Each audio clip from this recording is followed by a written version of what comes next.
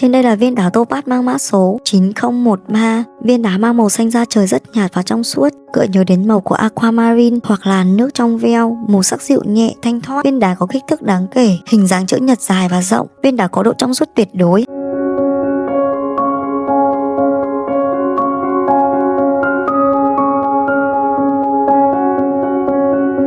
Và sau đây là thông số chi tiết của viên đá.